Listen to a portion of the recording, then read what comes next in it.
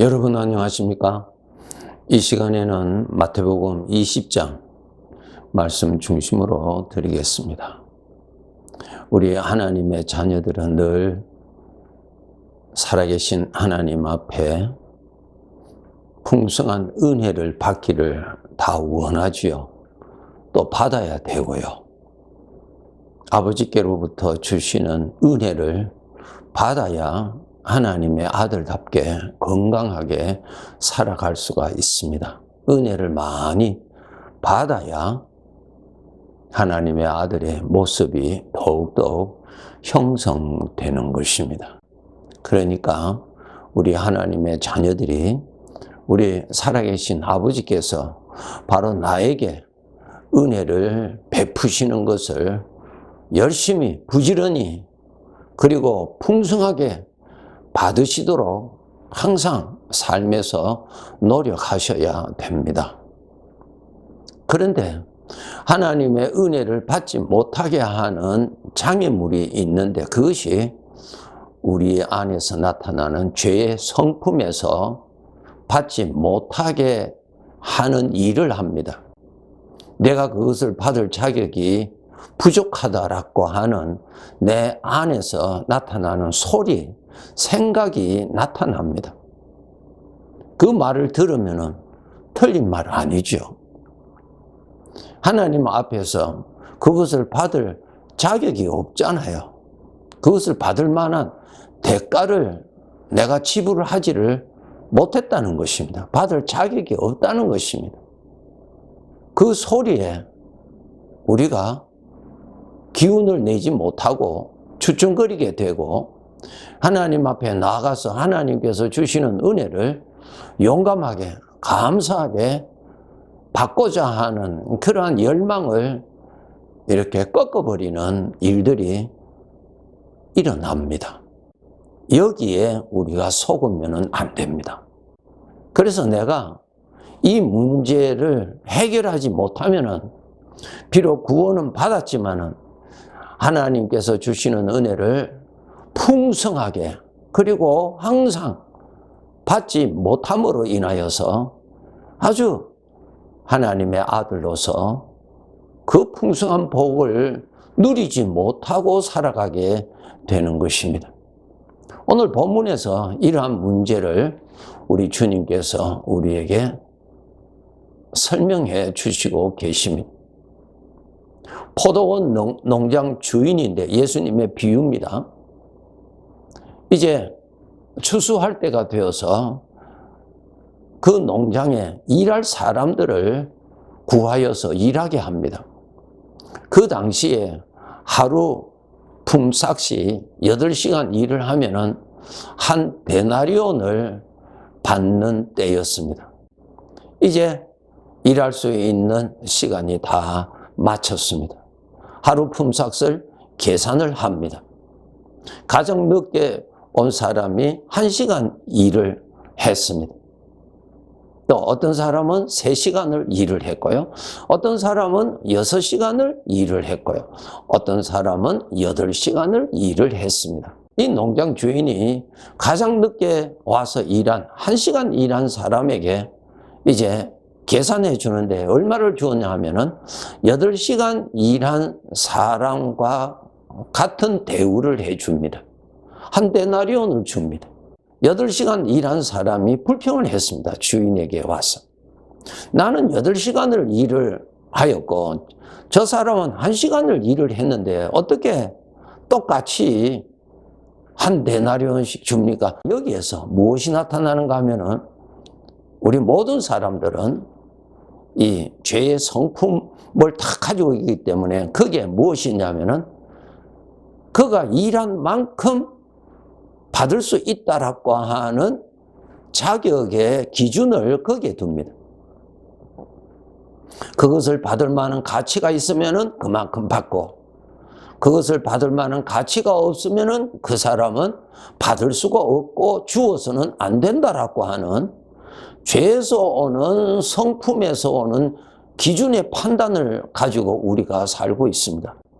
1시간을 일을 했는데 8시간을 준 몫은 주인의 은혜지요. 1시간은 그가 그만큼 받을 만한 자격이 있잖아요. 1시간 일한 만큼은 그는 받을 자격이 있어요. 나머지 7시간은 하지를 안 했는데 7시간까지 일을 한 것으로 준 것은 주인의 은혜지요. 주인이 주는 것입니다. 그렇죠? 예. 주인이 줄 수 있잖아요. 그것은 주인의 계산이 아니고 주인의 마음에서 그에게 베풀어 주는 은혜라. 그것이 은혜지요. 1시간은 몫은 은혜가 아니죠. 그만한 대가를 그가 지불하였으니까.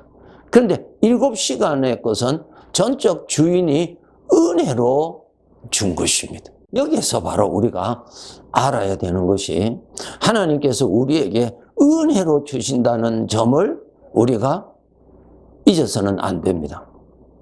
그런데 우리 믿는 사람에게도 이 죄의 성품에서 나타나는 기준, 나는 1시간 일을 했으니까 1시간 정도만 주인이 줄 것이다. 그 이상은 주지 않을 것이다 라고 하는 우리가 그러한 판단의 기준을 적용한다고 하는 사실입니다. 우리 하나님께서 나에게 은혜로 주십니다. 은혜로. 여러분의 하나님께서 원하시는 기준에 거기에 도달할 수 있는 사람은 아무도 없어요. 거룩하신 하나님, 완전하신 하나님 앞에 1시간이라도 자격을 갖출 수 있는 것은 우리 인간에게 스스로는 결코 일어날 수가 없습니다. 다 부정하기 때문에. 로마서 3장에 그렇게 기록되어 있죠. 의인은 없나니 한 사람도 없다. 예, 하나님 보시기에 의인은 한 사람도 없습니다. 죄의 성품으로 태어나고 죄의 성품에서 살고 죄의 성품에서 죽는 사람에게서 하나님께서 옳다고 하는 마음에 드는 것은 인간에게서는 나타나지 않습니다. 그렇죠? 예. 그렇기 때문에 우리가 알아야 될 것은 하나님께서 은혜를 베풀어 주시는 것입니다. 그 은혜는 나를 보고 계산하시는 것이 아니라 하나님의 마음에서 나를 향하여 은혜를 주시는 거예요. 하나님의 마음에서 하나님의 마음 안에 있는 그 사랑이 나에게 주시고자 원해서 주시는 것입니다. 억지로 주시는 것 아닙니다. 주시고자 원해서 주는 것입니다. 여러분, 부모가 자식에게 사랑을 주는데 억지로 줍니까? 아니죠. 자식에게 사랑을 주고 싶어 하잖아요. 그렇죠? 예. 주고 싶어 하잖아요. 그것은 은혜예요. 은혜. 부모가 자식을 사랑하는 것은 은혜지. 그와 마찬가지로 하나님은 우리들에게 은혜를 베풀어 주시는 것입니다. 이 점을 우리 하나님의 자녀들이 정말 알아야 돼요. 나를 보고 나는 은혜 받을 자격이 없어. 그건 모순이죠. 은혜라고 하는 것은 거저 주시는 것인데 나 자신을 보고 나는 자격이 없어. 나는 하나님께로부터 은혜 받을 자격이 없어. 그 다음에 하나님은 이러한 나에게 은혜를 주시지 않으신다. 내 나름대로 육신의 성품에서 오는 그 기준으로 하나님을 생각하고 나를 생각하는 것입니다. 그렇게 해서 우리가 마음을 닫아버린다는 것입니다. 알아야 될 것은 하나님이 은혜를 주시죠. 주시는 분이에요. 그 다음에 나는 받아야 비로소 내 것이 되지 하나님이 아무리 주셔도 내가 받지를 아니하면은 그것이 내 것이 되지 않지요.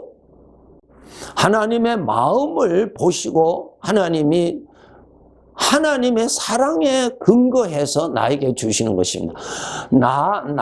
나에게 근거를 두시고 주시는 거 아닙니다. 나의 어떠한 것을 보시고 어떠한 감동을 받고 어떠한 자격이 있어서 주시는 것이 아니라 하나님의 마음 안에서 스스로가 거기에서 결정을 해서 나에게 주시는 것입니다. 놀랍지요? 그래서 하나님은 주시는 분이세요. 사랑을 은혜로 베풀어 주시는 분이에요. 문제는 내가 받아들여야만이 내 것이 되는 것입니다. 우리가 신앙생활을 하다가 신앙생활 잘 할 때도 있지만은 또 베드로처럼 넘어질 때도 일쑤시요. 우리가 성장하는 과정에 있기 때문에 어떤 때는 은혜 생활 잘하고 하나님께 순종하다가 어떤 때는 대마처럼 세상이 좋아서서 세상에 빠지고 향락에 빠지고 죄에 빠질 수가 있지요. 그럴 때 우리들에게도 하나님 앞에 나아가기가 아주 주저하게 되죠. 왜 그럴까요? 내 안에 있는 죄의 성품이 너는 자격이 없다라고 하는 것입니다. 말이 맞지요. 맞지요. 너 자신을 보라는 것입니다. 이렇게 너가 이렇게 또 넘어지고 또 범죄했는데 어떻게 하나님께 나갈 수 있느냐고, 나가지 말아라고, 너는 나갈 자격이 없다라고 하는 죄의 소리가 나타난다고요. 그 소리가 맞으니까 그냥 움직이지를 못하는 거예요. 그냥 마음을 열 수가 없지요. 하나님 앞에 죄송해서 부끄러워서 나가지를 못하는 거예요. 그것이 죄에서 나오는 소리입니다. 우리 하나님의 자녀들, 자기 속에서 일어나는 죄에서 나오는 소리는 그 죄는 나를 사랑하는 것이 아니라 나를 불행케 하게 하는 것이 그 죄의 뜻입니다. 속으면 안 됩니다. 하나님께서 말씀하시죠. 너는 내 말을 들으라. 너의 아버지의 말을 들으라. 누구의 말을 듣지 말고 너의 아버지 하나님의 말을 들으라. 늘 말씀하시죠. 너는 내 말을 들으라는 것입니다. 우리는 누구의 자식이에요? 하나님 아버지의 자식이에요. 누구 말을 믿어야 되겠어요? 누구 말을 믿는 것이 나를 위한 것입니까? 누구 말을 믿는 것이 복된 것입니까? 아버지의 말씀이에요, 여러분. 여러분, 우리는 세상 사람들과 구분해서 우리는 하나님을 믿는 사람이라고 말하죠? 하나님을 믿는 사람이라는 뜻이 무슨 뜻이에요? 내 안에서 일어나는 육신의 말을 또 우리 구원받았다고 해서 육신의 성품이 없나요? 다 있지요. 세상 사람들 속에 나타나는 모든 생각 우리들에게도 다 나타나요. 천국 갈 때 없어져요, 이것이. 이 몸 벗어버릴 때까지는 이 죄의 성품이 고스란히 같이 가요. 문제는 그 소리가 들리지만 이제 그 소리를 믿지 않고 아버지의 말씀을 믿는 사람을 아버지를 믿는 사람, 하나님을 믿는 사람이라고 부르는 것입니다.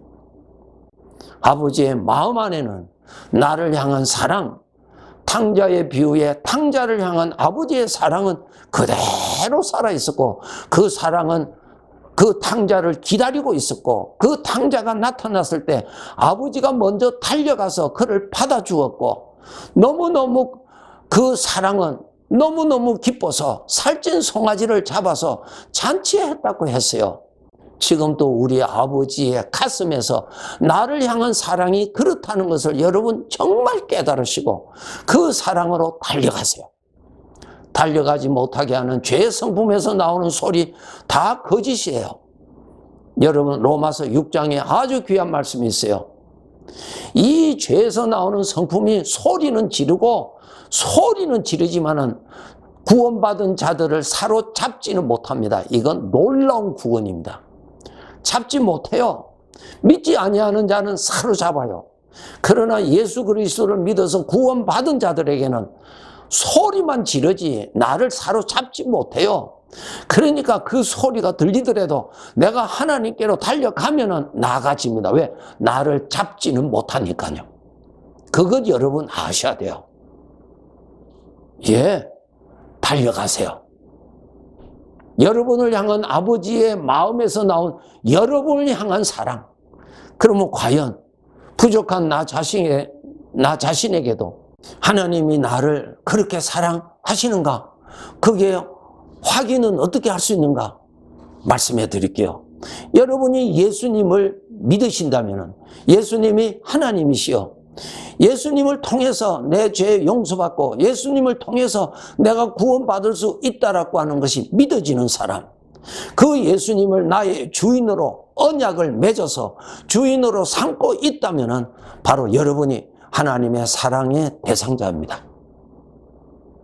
그것 아시고 아버지의 사랑에서 끊임없이 나오는 아버지의 사랑이 나를 찾고 있습니다. 아버지께로 달려가세요. 언제든지 달려가세요. 내가 넘어져 있을 때라도 나를 향한 아버지의 사랑은 나를 찾고 있고 그 사랑으로 여러분 달려가세요. 달려가지 못하게 하는 죄의 성품에서 나를 고소하는 소리 여러분 들리더라도 달려가세요. 요한계시록 3장 20절에 보시면은 내가 문 밖에 서서 두드리노니 누구든지 내 음성을 듣고 문을 열면 내가 그에게로 들어가 그와 더불어 먹고 그는 나와 더불어 먹으리라. 주님이 나에게 찾아오셨어요. 문을 두드린다는 말은 나에게 찾아오셨다는 거예요. 주님이. 그 다음에 내가 문을 열면은 내가 너에게로 들어가리라. 놀라운 은혜지요? 주님의 사랑은 나를 찾고 계세요. 나를 살려주시기를 원하세요. 여러분 마음을 열고 받아들이세요. 사랑이 내 안에서 역사하십니다. 그 사랑이 나를 살려준다고요.